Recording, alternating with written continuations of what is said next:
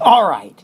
Most of you are probably asking, what in the world is chemistry? Why the heck did my advisor put me in this class? After all, I asked for rocks, right? And here I am in chemistry. Chemistry is one of the most impactful sciences, and one of the places we see the impact of chemistry is through our popular culture. Chemistry appears all the time in our popular culture because our popular culture reflects our life. And chemistry is in essence life. But that's a subject for another lecture. Right now what we want to focus on is what in the world is chemistry? I think the best explanation of what chemistry is can actually be explained by a TV show whose primary subject was chemistry. The TV show Breaking Bad. All right, so why is chemistry such an awesome topic that an entire Emmy-winning TV show can be based on it? Perhaps because it's what chemistry is. I think one of the best definitions of chemistry I've actually ever heard was given in the first episode of the show. So let's take a quick listen. Chemistry is, well, technically, chemistry is the study of matter. But I prefer to see it as the study of change. Now just think about this. Electrons, they change their energy levels. Molecules change their bonds. Elements, they combine and change into compounds. Well, that's all of life, right? I mean, it's the constant, it's the cycle, it's solution, dissolution, just over and over and over. It is growth, then decay, then transformation. It is fascinating, really.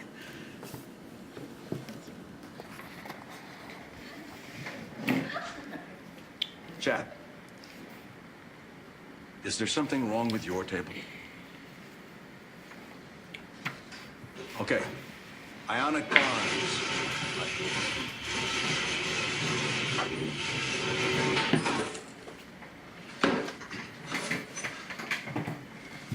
Are you done? Ionic bonds. Chapter 6. All right. That is perhaps one of my favorite scenes of the entire show. I think his definition of chemistry is perfect. What is chemistry? Well, you read any textbook, and just like Walter White said, any chemistry textbook is going to tell you that chemistry is the study of matter. But that's not really what chemistry is. I mean, if we just looked at matter and recorded results, we'd be geologists, right? Everybody, and when was the last time you saw an award-winning TV show about a geologist, right? So what makes chemistry different? What makes chemistry such a central science? It's the fact that chemistry is the study of change.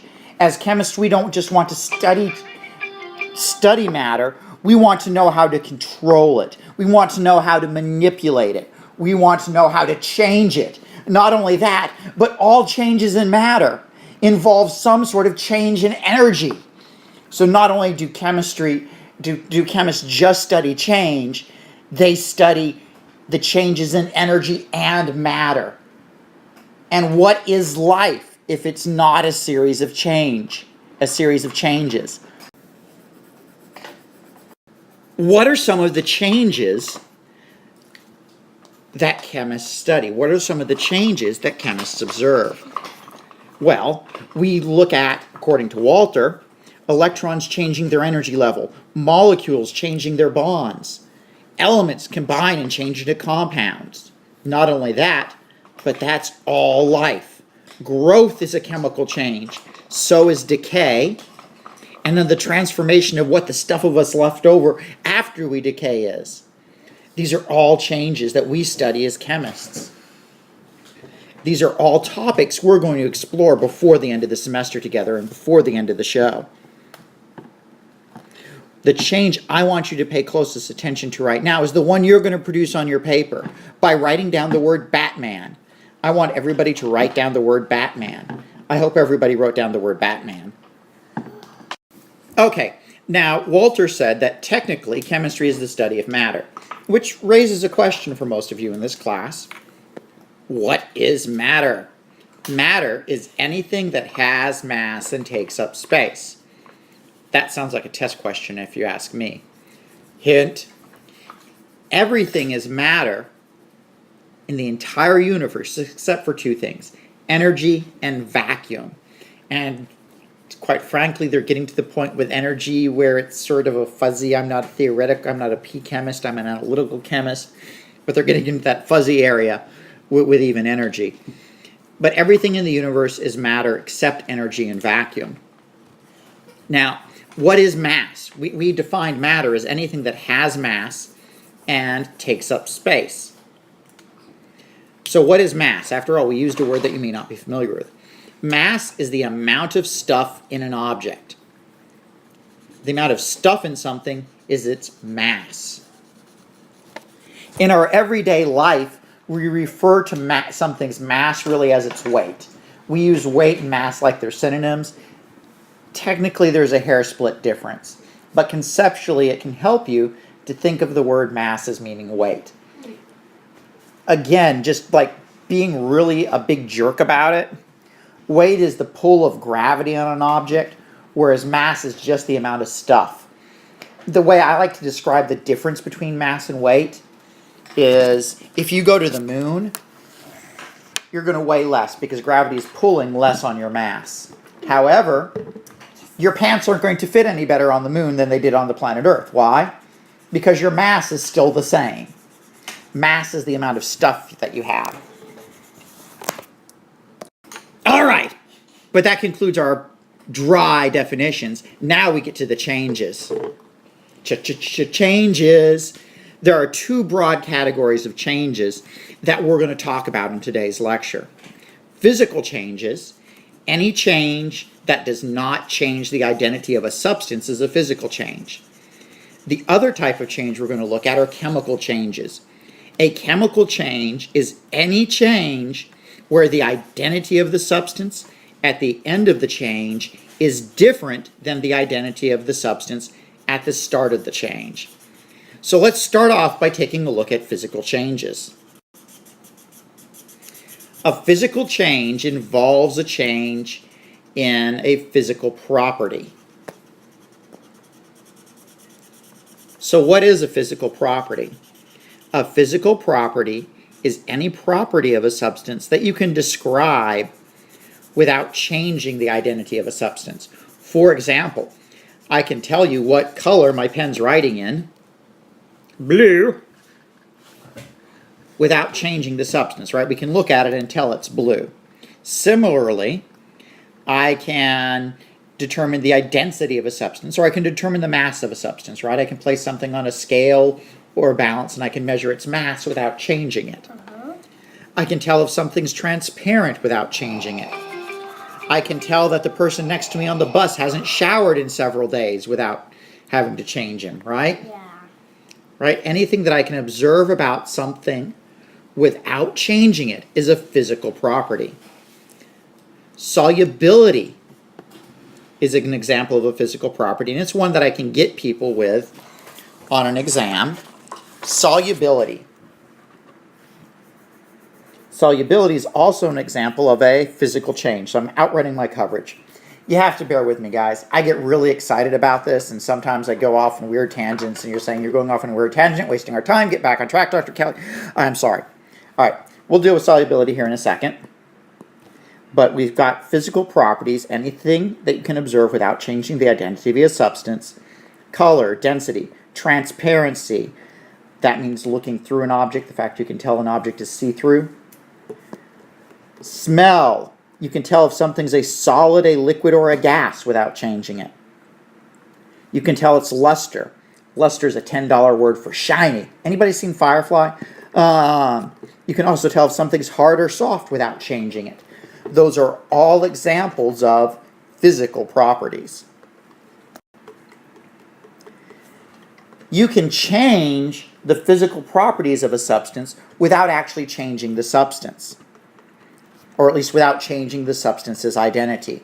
For example, a physical change you're all familiar with is one that water undergoes.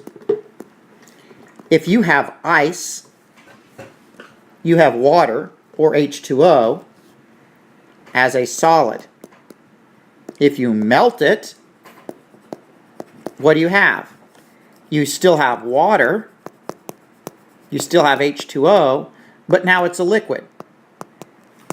So you've gone from the physical property of being a solid to the physical property of a liquid.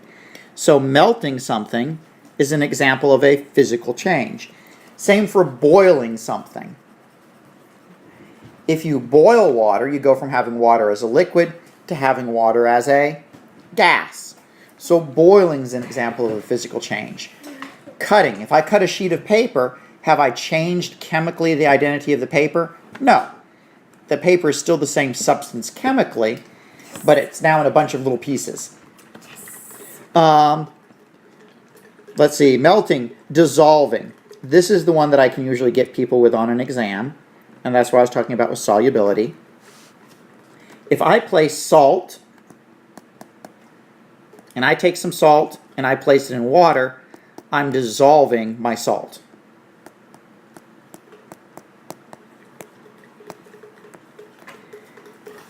The question is, have I changed the salt chemically by placing it in water? Well, if you were to grab some salt and you placed it in water, can you still taste the salt? You can, right? Since you can still taste the salt, that means the salt must be present. So chemically, you didn't change it. All you did was you made the salt wet.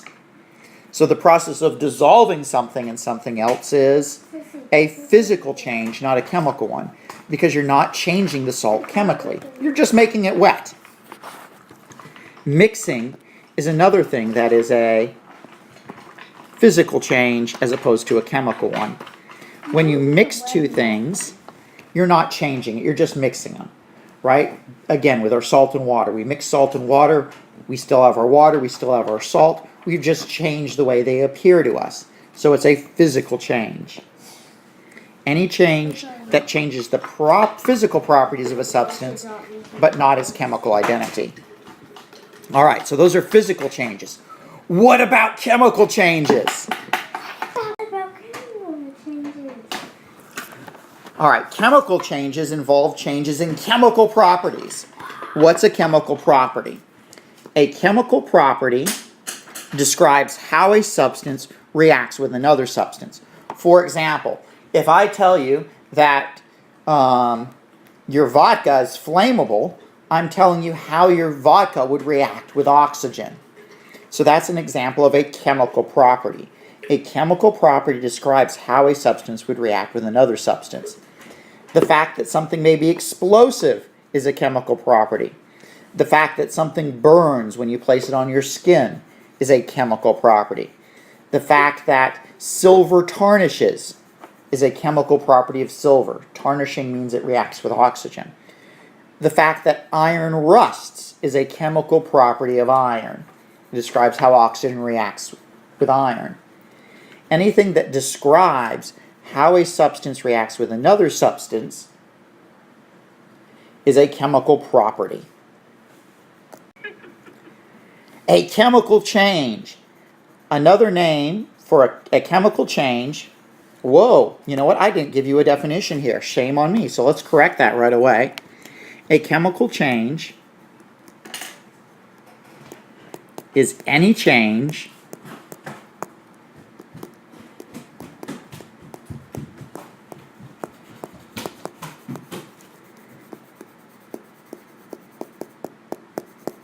A chemical change is any change that changes the identity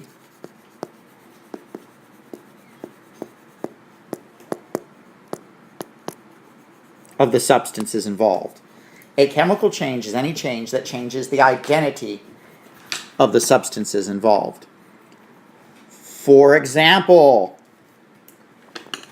if I have some methane, which is the major component of natural gas, right? When you turn on your stove or you turn on the heater in your house and you're burning natural gas, That's primarily methane. And to burn it, you're reacting it with oxygen. And the process of burning it changes that methane and oxygen into carbon dioxide and water.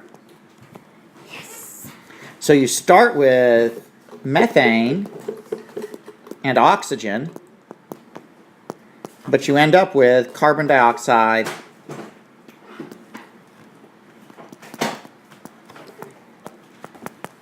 and water. So that's an example of a chemical change, because our starting substances are not the same as our ending substances. Another name for a chemical change is a chemical reaction. Whenever you have a chemical change occur, you have a chemical reaction occur. This show, or the show that we're centering our course around, is all focused on Walter and Jesse being able to perform a chemical reaction, right? They're trying to take a decongestant, a medicine known as a decongestant, and through a series of chemical transformations, or a series of chemical reactions, or a series of chemical changes, they're trying to change the decongestant into methamphetamine. So the heart of this show is about chemical changes. There are several signs you can, when you're looking at something, you can tell via visual signs whether or not you have a chemical change. For example, if something gets hot or cold, a reaction gets hot or cold, that's a sign you have a chemical change. If you see a dramatic color change, another sign that you have a chemical change going on. If you see a solid forming out of a liquid, which is what a precipitation forming means, that means a solid coming out of a liquid, that's a sign of a chemical reaction. If you see bubbles, sometimes that's a sign of a chemical reaction. The bubbles in your soda aren't a chemical reaction, by the way. Examples of chemical reactions include combustion, digestion, right? Digestion's a chemical change. You eat food, and you know what food looks like when it enters your body, and you know what it looks like when it comes out, and is that the same stuff? No! The substances have changed, yes? So digestion is an example of a chemical change. Rusting, cooking is a chemical change. All cooking is applied chemistry. Food science is usually a subdivision of chemistry departments, or a subspecialty of chemistry. Huge number of chemists are applied as food chemists. As a matter of fact, just to prove I watch way too much TV, I was watching The Prophet the other night, and to help a business owner, what did he do? He took their soup to a food lab, right? So chemists are heavily involved in the food industry, but I'm now once again way off course. All right, so we have chemical changes and physical changes. And now is a really good time for you to write down Wonder Woman. Everybody write down Wonder Woman. All right, not to be outdone by Walter White, here's a demo by me explaining ways that chemical changes and physical changes are important to chemists, and how we can actually use them to help us identify unknown substances. All right, which of the following are chemical changes? Let's see, a plant converting carbon dioxide and water to glucose. Well, we're starting with carbon dioxide and water, and we're ending with a different substance, glucose. So our starting substances are different than our ending substances. So it's a chemical change. Dry ice sublimating. In case you're unfamiliar with the term sublimating, sublimating is when a substance goes from a solid straight to a gas. And the classic example of something sublimating is dry ice, or something you may actually have around the house. Mothballs, right? Mothballs are solids, and you put them in your drawer, and a couple months later they're gone. What happened to them? They went straight to the gas form. They sublimated. Okay, so is sublimation a physical or a chemical process? It's a physical process. With our example of dry ice, in dry ice you have carbon dioxide as a solid going to carbon dioxide as a gas. But either way, it's still carbon dioxide. So it's a physical change. Making a vodka martini. When you make a vodka martini, shaken of course, not stirred, you're mixing ethanol and water together. Ethanol is the fancy name for drinking alcohol. Is the drinking alcohol still present after you mix it with the water? Yeah, it is, right? Otherwise it would defeat the purpose of making the martini. Therefore, mixing two things is a physical change. Dissolving something and dissolve in something else is also a physical change. One that I haven't gone over with you yet is the classic example of making salt water. If I have some salt and I place it in water to dissolve it, is my salt still there? If you place salt in water and you drink the water, can you taste the salt? Yeah, so it still has to be there. Therefore, when you place salt in water, you get wet salt. It's still salt. So it's a physical process. Dissolving is. And I got that from the Yoda School of Public Speaking. All right. Lava hardening. You go from liquid lava to solid lava. Yep, you got it. That's a physical change. A wick burning. What happens when you burn a wick? You change it into carbon dioxide and water, actually. Water vapor. You're actually changing what a wick is. So since you're changing what the wick is, it's going to be a chemical change. Now, you're burning a wick and it's melting the candle wax. So you're going from solid wax to liquid wax, but it's still wax. So therefore, the melting of the candle itself is a physical change. Gasoline in your car combusting. When you drive your car, you're actually setting gasoline on fire inside your engine. You're converting gasoline into carbon dioxide and water. So you're going from having octane to carbon dioxide and water. You're changing substances, making combusting gasoline a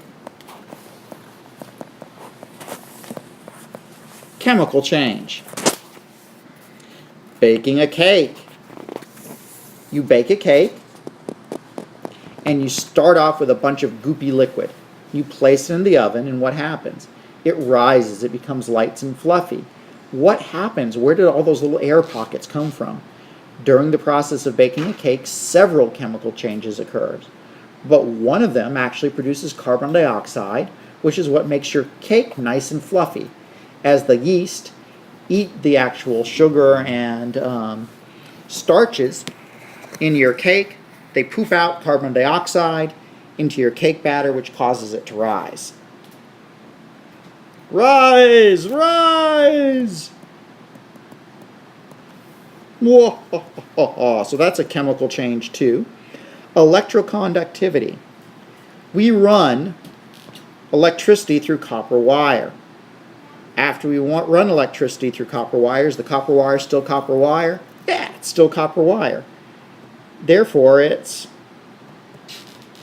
not even really a physical change. It's more of a physical property. Why don't you write down Matthew Hasselbalch, or just make it Matt Hasselbalch. Hasselbach. And I probably misspelled his last name, but Hasselbach.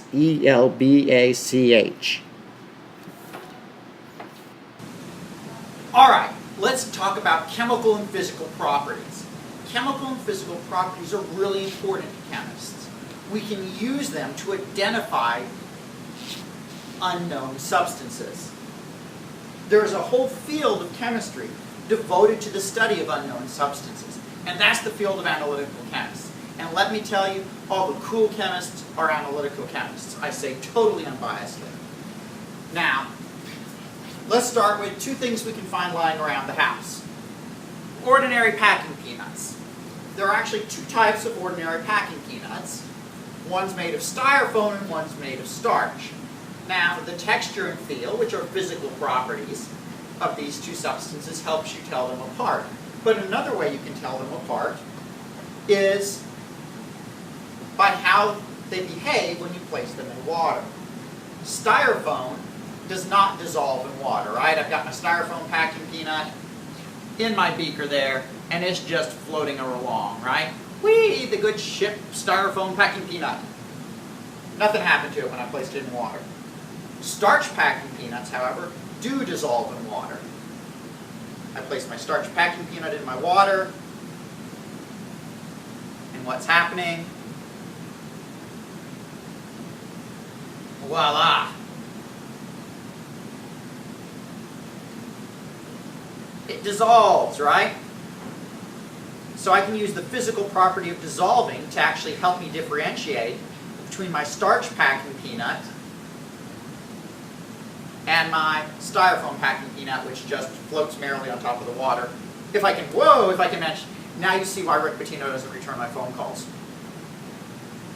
But you can see that the styrofoam packing peanut doesn't dissolve in water, but my cornstarch one did.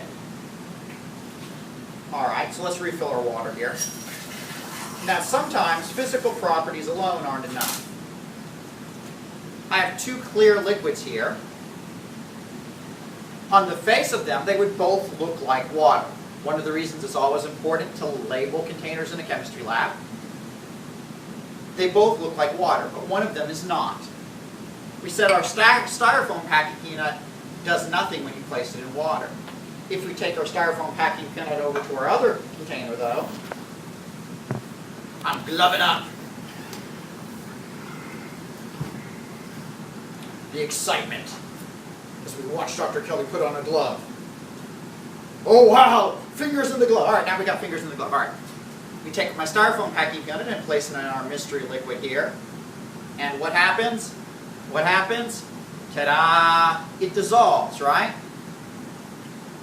So is this substance water?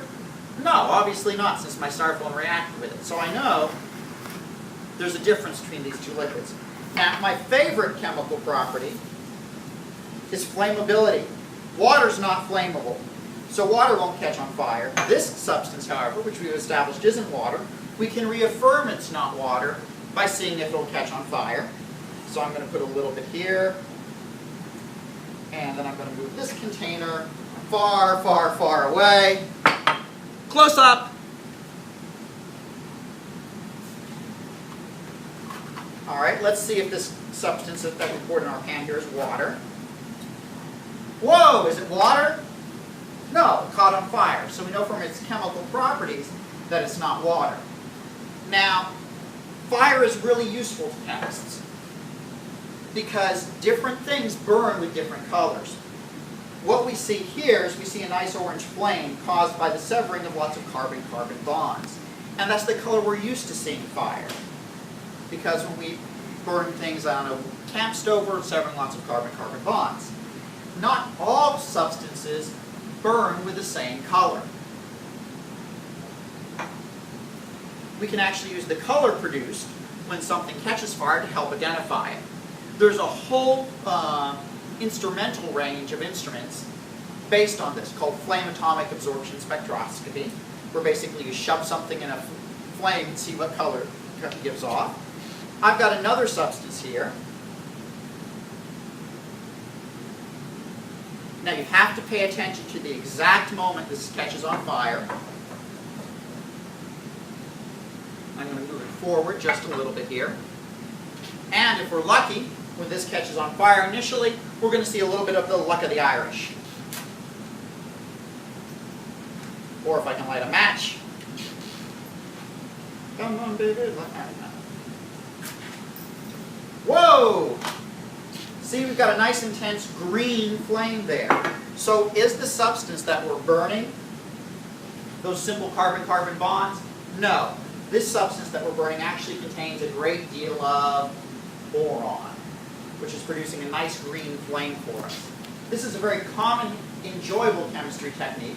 Matter of fact, there's a holiday every year to celebrate flame absorption, and that's the 4th of July, right? We all go out on the 4th of July, shoot metals up into the sky, and try to guess what metals they are based on the colors that they're giving off, right?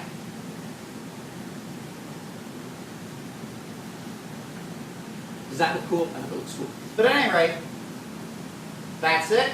So we can use chemical and physical properties to help us differentiate between different substances and their identity.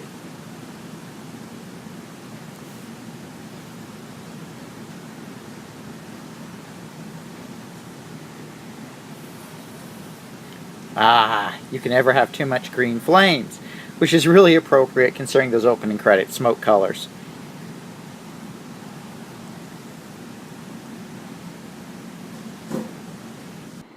Wow, that was over in a flash. Hey, why don't you write down flash? Everybody write down flash. I hope everybody's writing down flash. Chemists use physical and chemical properties to organize matter into different categories.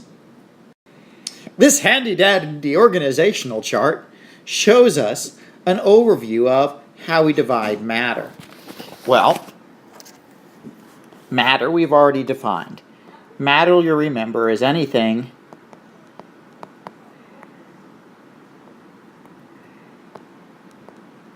that has mass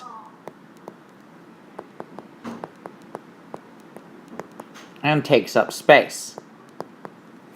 We divide matter into two broad categories: pure substances and mixtures.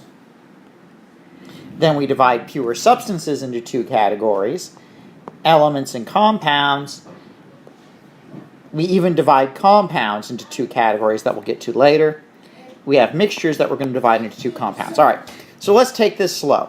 We have matter and we're going to divide it into two different categories: pure substances and mixtures. A pure substance is anything that cannot be made into a simpler substance by physical means. A mixture is a physical combination of two or more substances. The best way to understand what a pure substance is to understand what a mixture is. The classic example of a mixture that we're all familiar with is that salt water example.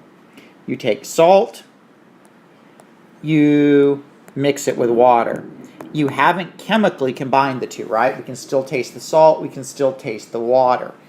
But we physically combined them. We've taken a spoon and we've just stirred it. We still have both salt and water. Not only have we physically combined them, but we can physically separate them. What? How can we physically separate salt and water? If you want to do a little experiment, get a cup from your kitchen, put some water in it, and load it up with salt. You add up a whole ton of salt. And you mix it with a little bit of water until all the salt is dissolved, or you can't see the salt anymore. You leave that cup out on your counter for a couple days, and what happens? If you don't know, try it. But if you leave that cup out on your counter for a couple days, the water evaporates, and what's left behind? The salt, right? Evaporation, or boiling, is a physical change. So we'd be using a physical process to separate the salt from the water. So salt water is a mixture because we can separate them through the physical process of letting the water evaporate. So that's what a mixture is.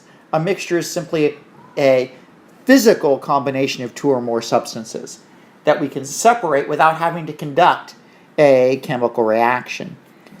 Salt water, dirt, and air are all classic examples of mixtures. Now, a pure substance is anything that we can't simplify by physical means. For example, water is a pure substance. Water, if we add heat to water, what happens?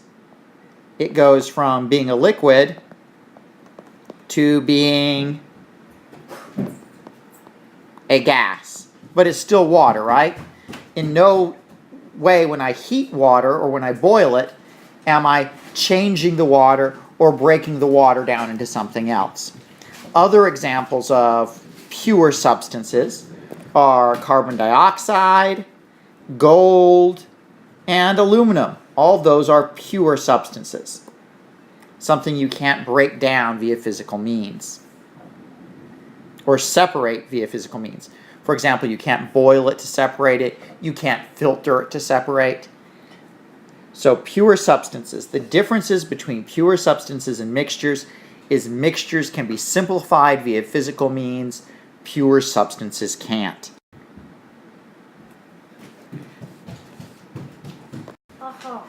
All right. So now we can look at our chart and we can say matter,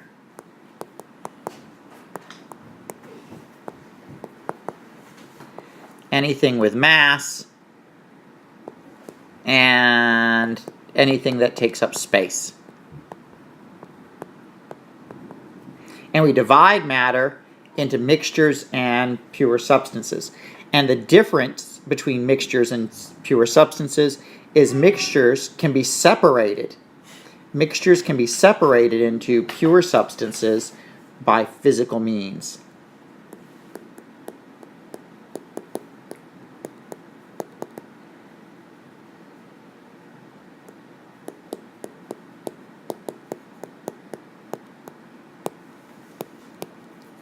All right, so we have mixtures which can be simplified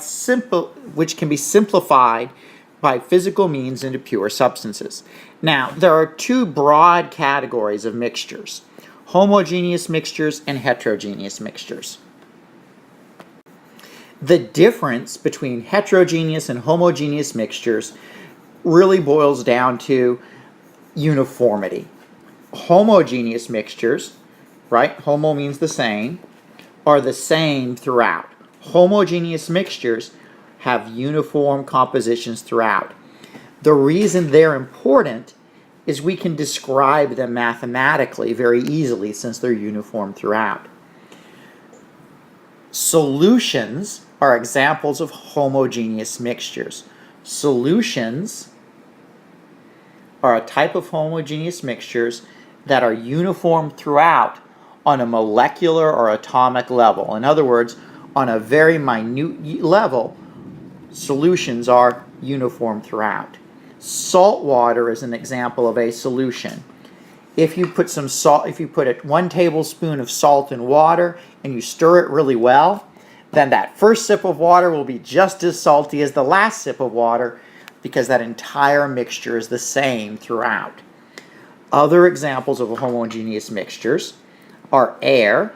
Air is a homogeneous mixture of nitrogen, oxygen, carbon dioxide, and some other gases. Steel is a homogeneous mixture, as is bronze. Heterogeneous mixtures. Hetero, meaning different, means that we have heterogeneous mixtures that have non-uniform compositions throughout. In other words, one part of the mixture is very different from another part of the mixture. For example, ranch salad dressing is the classic example of a heterogeneous mixture. If you have some ranch salad dressing, look at that bottle. You know some parts of that bottle are just loaded with blue cheese. Other parts have lots of chives, right? Not uniform composition. Those are heterogeneous mixtures. Spaghetti sauce, another example of a heterogeneous mixtures. As chemists, we deal mostly with homogeneous mixtures. Why? Because we love our math. And we can describe things mathematically if they're in a homogeneous mixture. Not only that, but without getting too metaphysical on you, ignoring all religious aspects aside, all we are is walking, talking, homogeneous solutions. That's right, you're a big bag of salt water. So those are homogeneous and heterogeneous mixtures. If we were to look at them on the molecular level here, I've got a cute Here's a picture. Whoops, I have my drawing tool on. Here's a picture, right? Homogeneous mixture. What you'll see is we've got two different types of balls here, right? Representing two different types of atoms. And they're mixed together. However, it's uniform, nice, orderly composition throughout. We have a repeating pattern of blue balls occurring throughout this substance. 14 karat gold is actually a mixture of gold and another substance. 14 karat gold is only about 58% gold. It's a mixture of gold and other metals. Lots of times it's silver or some other metal to add a little bit of strength. A heterogeneous mixture is not uniform throughout. If you look here, we've got a jumble, right? We've got these red and white balls over here. We've got this yellow ball over here. Not uniform throughout. Homogeneous, heterogeneous. If we were to look at the difference between these guys and a pure substance, if we look at our pure substances over here, we only have one type of ball. We only have one type of ball over here, and we only have one type of molecule over here. Whereas in these pictures, we have more than one. Mixtures, homogeneous, heterogeneous. All right, now let's come back over to our flow chart and take a look at those pure substances.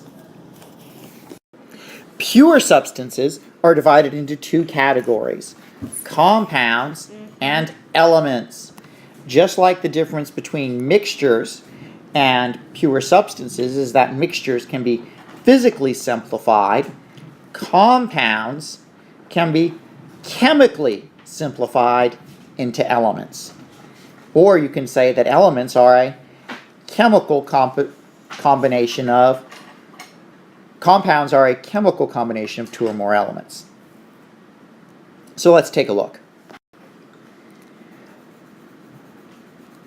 The most basic form of pure substances are elements. Elements are a pure substance that cannot be simplified. They can't be simplified by chemical means or by physical means. The heart of what we are, in terms of matter in the universe, is the elements. Elements are anything that cannot be simplified by chemical or physical means. The smallest piece of matter that has all the properties of an element are atoms. Now, there are lots of different types of elements. Oxygen, chlorine, carbon, aluminum, iron, silver. All those are elements. They're a substance that there's nothing we can do to make them into something simpler. In other words, if I have an atom of iron, there's nothing I can do to change that atom of iron into something simpler. I can take an atom of iron and combine it with an atom of something else to make a compound, but there's nothing I can do to make iron into something else by itself. There's no way I can cut an iron atom in half and have half an iron, right? An element is the simplest form of matter. An atom is the simplest form of that element. An atom is the smallest piece of matter with all the properties of an element. As chemists, elements are what we like to play with. If we were to view a representation of what an element is, an element would be composed of only one type of atom. For example, if we had gold here, we would have only gold atoms present in an element. It would look like one type of ball here. All right. If you don't have a chemistry lab available to you, how do you know when you're dealing with an element? All the elements currently known to mankind are listed on what's known as the periodic table of the elements. The periodic table of the elements lists all the elements mankind currently knows about. And there's quite a bit of them. And as part of your homework, I'm going to give you a fun activity to explore the different elements out there and in your everyday life. But just for example, we've got hydrogen, helium, fluorine, sulfur, oxygen, nitrogen. This periodic table is so important. Where have we seen it before? That's right. We've seen the periodic table of elements before. It comes flying at us full speed in the show's opening credits, right? Because elements are the building blocks that we as chemists use. If you look at this periodic table, one thing you'll notice is that all the blocks on the periodic table have these letters. All these blocks have one big letter, and some of them have a lowercase letter, but they all have at least one capital letter. What are they? What they are elemental symbols. Every element known to man is represented by a chemical symbol for two reasons. First, chemists are lousy spellers, and we would just embarrass ourselves if we were constantly trying to spell the elements. Not only that, but when we write the chemical formulas for compounds, it would take pages in some case if we had to write out the names of every single element in the compound. Therefore, we use chemical symbols. Chemical symbols are a 1 to 2 letter abbreviation that represents an element. The first letter of a chemical symbol is always going to be capitalized. If the chemical symbol has 2 letters, the second letter will always be a lowercase one. If you have an old periodic table, and a lot of them are still out there on the internet, you may see some periodic tables that will tell you that some elements have a 3-letter abbreviation or a 3-letter chemical symbol. That's not true. Those are old periodic tables that haven't been updated yet to IPAC standards. Some common elemental symbols that you need to be familiar with are the elemental symbol for carbon. Elemental symbol for carbon is the letter C. Oxygen has the elemental symbol of O. Cobalt, Battlestar Galactica fans out there? Cobalt has an elemental symbol of capital C, lowercase letter O. Sulfur has an elemental symbol of S. Iodine has an elemental symbol of a capital letter I. Silicon has an elemental symbol of capital S, lowercase I.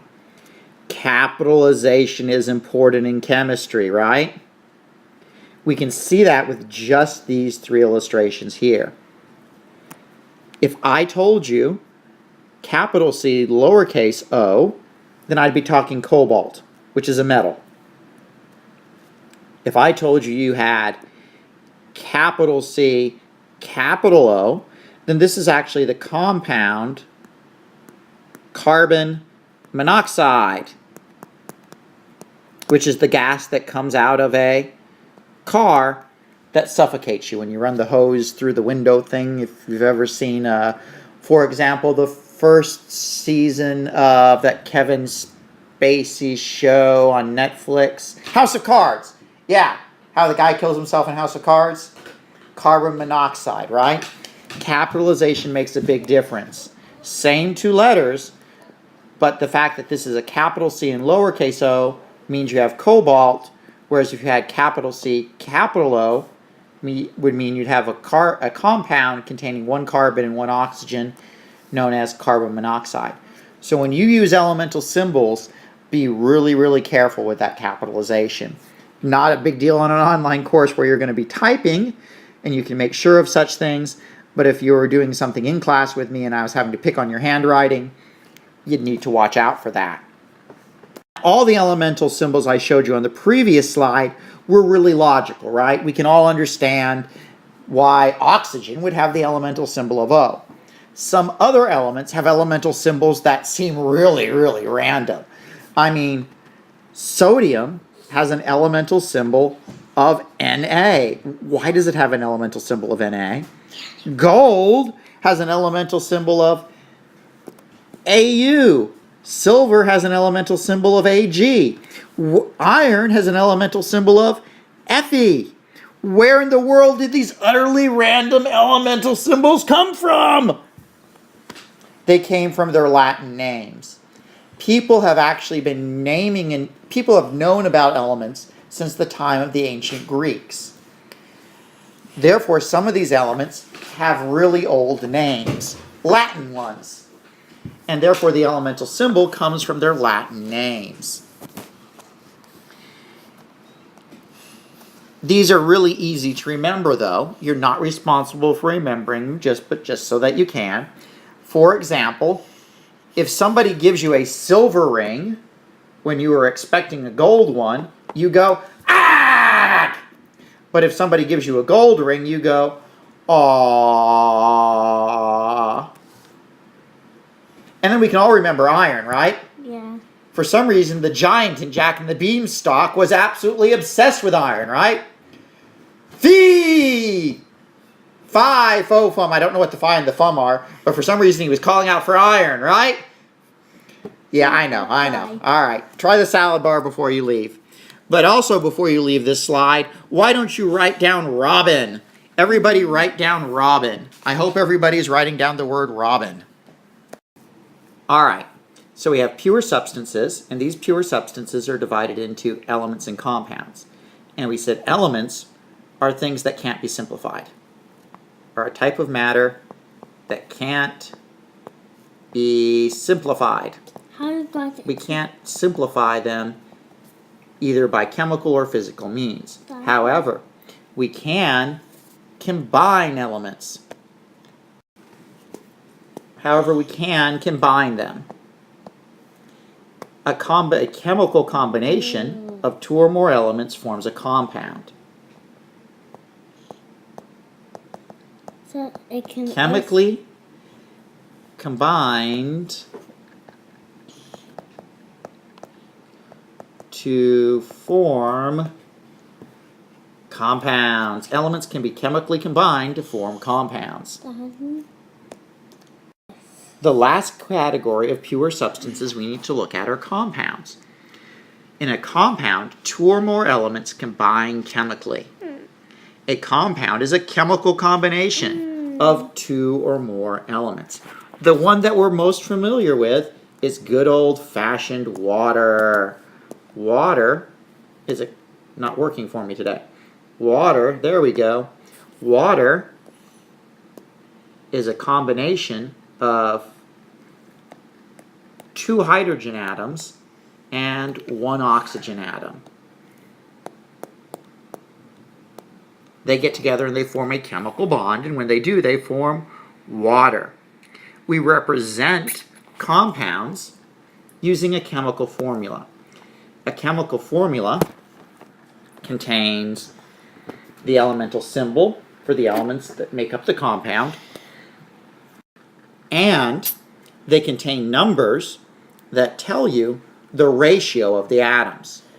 For example, when I look at the chemical formula for water, the H tells me I have the element hydrogen, the O tells me I have the element oxygen, and the 2 tells me that for every one oxygen atom I have 2 hydrogens. The subscript always refers to the number to the left. So that 2 means I have 2 hydrogens. I don't have any number with my oxygen, so it's assumed to be 1. Some chemical formulas can be really wild. For example, just plain plumb table sugar. We look at the chemical formula for the compound of table sugar, and we see that we have the element carbon, we have the element hydrogen, and we have the element oxygen. This 12 here is to the left of the carbon. So in our table sugar, that means we have 12 carbons. We have a 22 next to our hydrogen. next to our H. The H tells us we have hydrogen. That 22 tells me I have 22 hydrogens. I have an 11 to the left of this O. The O tells me I have oxygen. The 11 tells me I have 11 oxygens. So table sugar,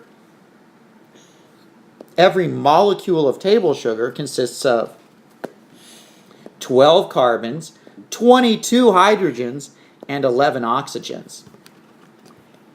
Keeping with the theme of the show, Breaking Bad, the chemical formula for meth. We have methamphetamines. We have carbon, hydrogen, and nitrogen in a ratio of 10 carbons to 15 hydrogens to only 1 nitrogen. That means there are no numbers next to it. There's no numbers next to it, so there's only 1 nitrogen. So these are chemical formulas that we use to represent compounds. And just to facilitate note-taking, a compound is represented by a chemical formula that tells the elements that make up a compound and the number of each element in the compound. There are 2 types of compounds. Compounds can exist either as crystalline compounds or molecular compounds. Molecules are the smallest unit of a molecular compound. Let me fix that for you. Smallest unit of a molecular compound with the properties of the compound. Just like the atom is the basic unit of an element with all the properties of an element, a molecule is the smallest unit of a molecular compound with all the properties of the compound. For example, water, a water molecule would consist of 2 hydrogen atoms attached to 1 oxygen atom. Carbon dioxide would consist of 1 carbon and 2 oxygens. Ammonia, pine sol, people, right? Ammonia is a pine sol. What is it? Is something we use to clean floors. I have a guest lecturer in case you couldn't tell, guys. Ammonia would consist of 1 nitrogen with 3 hydrogens attached. Yeah. These would all be examples of molecules. For molecular formulas, for molecular compounds, the chemical formula represents something that actually exists. And it tells you, the chemical formula tells you the actual number and type of atoms in the molecule. Water, carbon dioxide, table sugar, and methamphetamine are all examples of molecular compounds. Yeah. In addition to having compounds that it can exist as molecules, other compounds exist as crystals. Perhaps the crystalline compound you're most familiar with is... Ice. Not close. Ice is actually a crystal, but it's a special type of crystal. And we'll talk maybe if we have time about that type of crystal. It's a crystal where the molecules make a crystal. The type of compound we're wanting to talk about are crystalline solids, where the crystal is made up of ions. Ions. And we'll define what an ion is later. But right now, table salt. The salt on your table is the perfect example of a crystalline compound. A crystal is a collection of trillions of atoms, all bonded to each other in a set repeating pattern and a set ratio. Table salt, which you may or may not know, the chemical formula for table salt is sodium chloride. It consists of 1 sodium for every 1 chloride.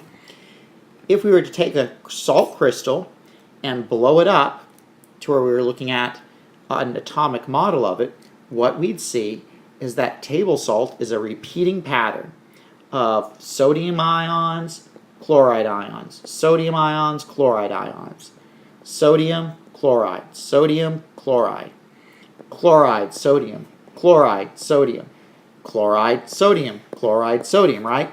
A repeating pattern. And this repeating pattern is very organized. It's not just some computer fluke that this is made to look like a cube. In a crystal, you have a set repeating pattern of the atoms.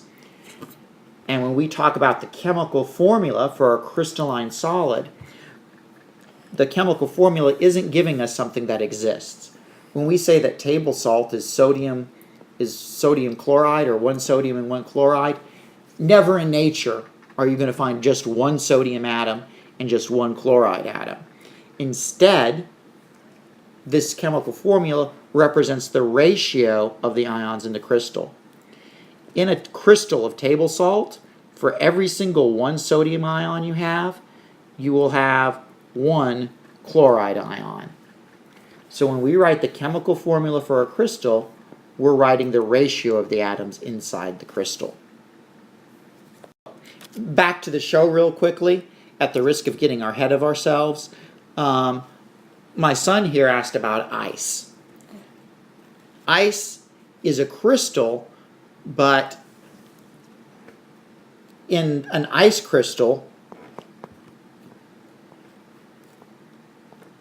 you have several water molecules, and these several water molecules are essentially locked into place each other to form a repeating pattern. In a crystalline compound, instead of having molecules locked in a pattern like you do in ice, in a crystalline compound you have individual atoms locked in place in a repeating pattern.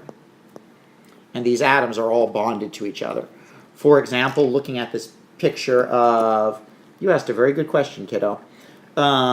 Instead of, when we normally think of a compound, like we think of water, we have this oxygen atom, and this oxygen atom is bonded to that hydrogen atom and that hydrogen atom, and that's it. In a crystalline solid like this one, each of these atoms is forming a whole ton of bonds. This chlorine ion right here, it's bonded to that sodium atom, that sodium atom, that sodium atom, that sodium atom, one that's not in the picture out here, one that's not in the picture up there. Not only that, but it's probably having associations with other ones. So it's bonding to every single ion or atom that it can get in contact with. And that's a big difference between a molecular crystal and a compound crystal. Daddy? And just in case you know, because crystals becoming a big part, as you know, later on in the series, methamphetamine is like ice. It's a molecular crystal. All right, let's keep going here. All right, I'm glad I have these summary slides in here. I got a little off track. For compounds that exist as crystals, the chemical formula represents the ratio of atoms in the crystal. Because we can't use the term molecule to talk about crystalline compounds, we use the term formula unit to refer to the simplest unit of the compound. So if I wanted to talk about just one sodium ion and just one chloride ion, I would refer to that as a formula unit of table salt.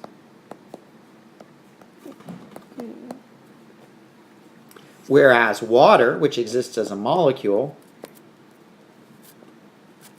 H2O, I would refer to that as a molecule of water, whereas I would refer to this as a formula unit of table salt. Formula unit of table salt, molecule of water. It's an annoying hair split difference.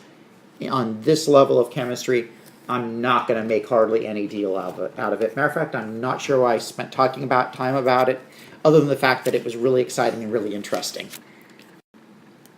All right. Last thing here, and this is really important. Pure substances or compounds are defined by two things. Compounds are defined by the elements that make them up and the ratio of the elements. What do I mean by that? Compounds are different because of two things, the elements that make them up and the ratio. For example, it's easy to tell that water, H2O, is a different compound from methane, right? Methane is carbon and hydrogen, whereas Water is oxygen, hydrogen. Yeah. That difference is obvious. Different elements making it up, so obviously they're different compounds. What's more difficult to tell apart is when two compounds contain the exact same elements, but they're in different ratios. One that we're all familiar with is this is water, H2O, and another thing a lot of us have in our house is H2O2, which is hydrogen peroxide. Both of these compounds contain only hydrogen and oxygen. So both these compounds, water and hydrogen peroxide, contain the same two elements. However, they're dramatically different compounds. What makes them different? The ratios, right? Water is 2 hydrogens attached to 1 oxygen. Hydrogen peroxide is 2 hydrogens bonded to 2 oxygens. How big a difference is that? After all, they're just hydrogen and oxygen. The only thing different is the ratio. Well, think about it. We can drink water, right? We drink water. Hydrogen peroxide, however, is really incredibly dangerous. We have it in our medicine cabinets as an antibacterial agent. However, we're using a 3% solution, right? A 3% of hydrogen solution of hydrogen peroxide is enough to kill bacteria and enough to change the color of our hair, right? You can bleach your hair white using a 3% solution. A stronger solution, such as a 30% solution of hydrogen peroxide, would kill you. It eats through flesh. The worst burn I've ever gotten into my life has been dealing with a concentrated solution of hydrogen peroxide. One is safe, water. One is dangerous, hydrogen peroxide. The only difference? The ratio. So the identity of a compound is determined not just by the elements that make them up, but by the ratio of their elements. There's actually a fancy term for this.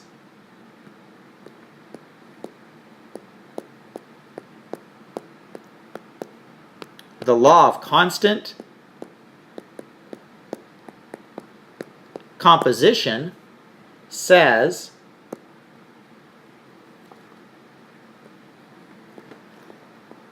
all molecules of a compound have the same ratio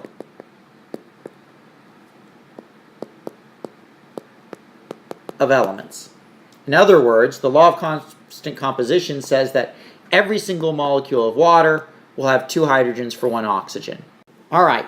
Because chemists love to come up with fancy laws that state this exact same thing, there's a law that basically says the same thing as the law of constant composition, but with a little bit of a different spin. And that's the law of multiple proportions.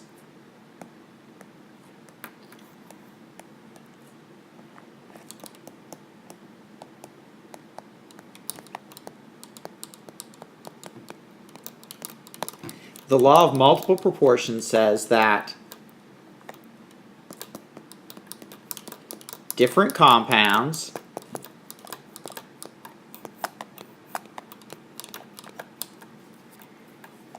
made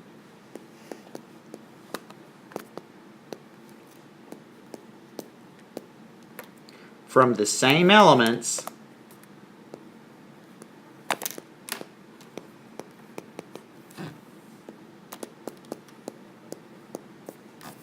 will have different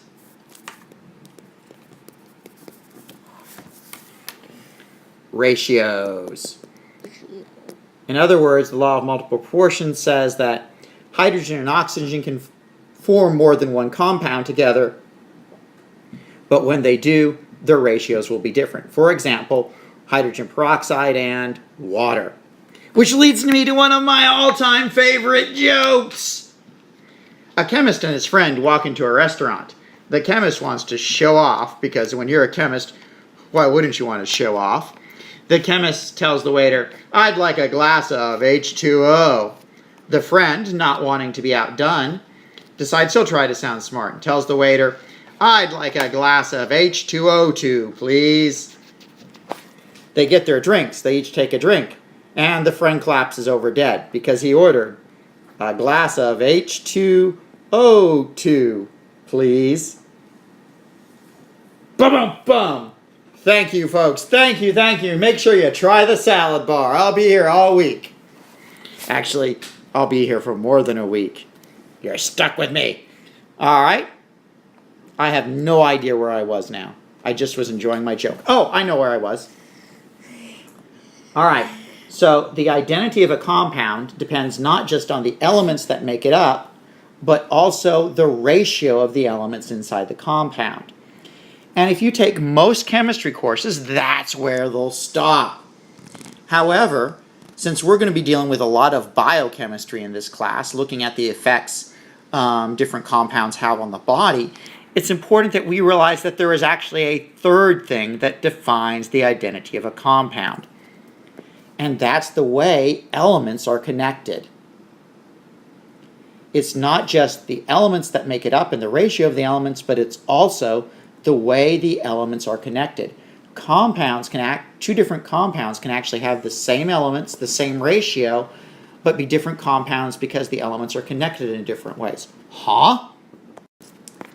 Let's take a look. What we have here on this slide are three simple sugars. All three of these compounds you're looking at all contain 6 carbons, if we were to count them, 6 carbons. They all contain 12 hydrogens. And they all contain, hold still, they all contain 6 oxygens. So if we looked at just the formula for these compounds, we would say that they're the same compound because they all contain 6 carbons, 6 carbons, 12 hydrogens, and 6 oxygens. However, they are in reality very, very different compounds. And guess what? They're so different, if we were to taste these 3 compounds, we could tell that they were different by taste. These 3 are actually what are known as simple sugar. You probably recognize the term fructose, right? High fructose corn syrup. And glucose is one of the building blocks of table sugar. While all of these 3 compounds contain the same elements and the same ratio of the elements are put together in very different ways. For example, if we look at galactose here and fructose, in galactose, the molecule ends in a carbon attached to an oxygen. In fructose, however, the carbon double bonded to that oxygen is in the middle of the compound, not at the end. Right? So the same elements in the same ratio, but they're different compounds because they're connected in different ways. Let's take a look at glucose and galactose. If you look at these, galactose, isn't he the guy that's the Fantastic Four fights? Right? Boom, boom, boom. At any rate, it's galactose, not galactose, I know. If we look at these 2 molecules, it appears that they're exactly identical, right? Mm-hmm. The end looks the same, the beginning looks the same. Mm-hmm. So what's the difference? Mm-hmm. The difference that makes a huge difference in taste and a huge difference in how our body processes the 2 compounds and makes them different compounds is seen right here. In glucose, the oxygen and the hydrogen attached to the 3rd carbon in the molecule points to the right. So you've got glucose over here being the Republican molecule. In galactose, the oxygen and the hydrogen point to the left. So you've got it being the Democrat molecule over here. And just like Democrats and Republicans have wide differences, same here for glucose. Same 6 carbons, same 12 hydrogens, same 6 oxygens. Their connectivity, the way the molecules are put together, are the exact same with the exception of this third carbon here. They're mirror images at one spot. But the fact that they're mirror images makes huge differences in how our body's capable of handling them. So, the identity of a compound depends not only on the elements that make it up, not only on their ratio, but also on their connectivity. Speaking of connectivity, I don't think there's anybody who connects the members of the Justice League quite like Superman. Why doesn't everybody write down Superman? I hope everybody's writing down Superman. All right! Let's wrap it up, true believers. We've got matter. Matter is anything that has mass and takes up space. Matter is divided into pure substances and mixtures. Pure substances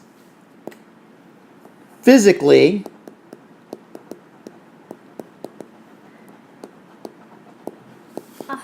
combine to form mixtures. Then pure substances are divided up into elements and compounds.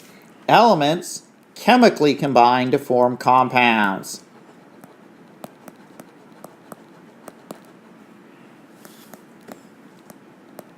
Where do you want the edge sometimes? Daddy? All right, that's it, folks.